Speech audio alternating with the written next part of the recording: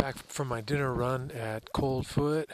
It was exactly like I expected. It was a cheeseburger with onion rings, which I've had a few of on this trip, but that's fine.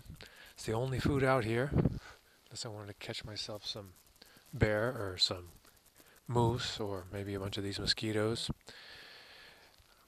I hope they're picking up on camera because they're all over my face. I'm like Linus from Charlie Brown with that cloud of insects around his head. That's kind of like me right now. Anyway, you can see behind me there's my tent.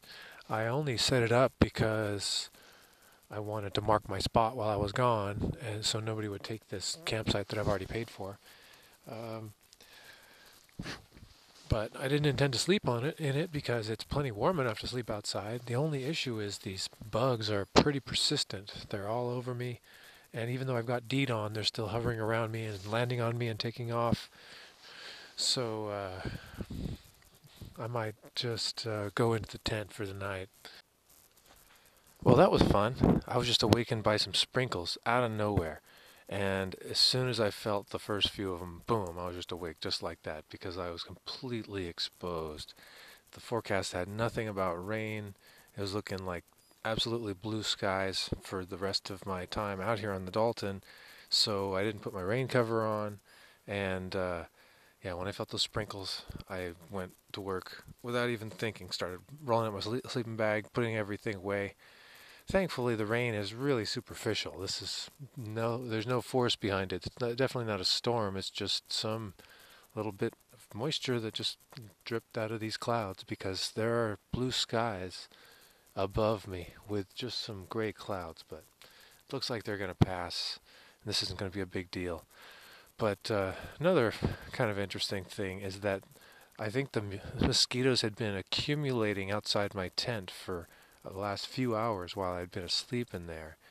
Because when I opened that up, that was one of the worst mosquito storms I've ever felt. There was one that was maybe comparable that I had up in Yosemite once, but this one was pretty bad. And I still kind of kept my cool and did everything one step at a time because the problem was that my DEET was not right handy. I had hidden it, not exactly hid it, but I got it out of my campsite along with all my toiletries and other smelly chemical things. And I couldn't go over there barefoot because it's kind of rocky and not good to walk barefoot. So I had to first find my socks, and then I had to put on my long underwear because I'm going to be wearing those today. And then I had to zip the liner into my pants because they were not in there.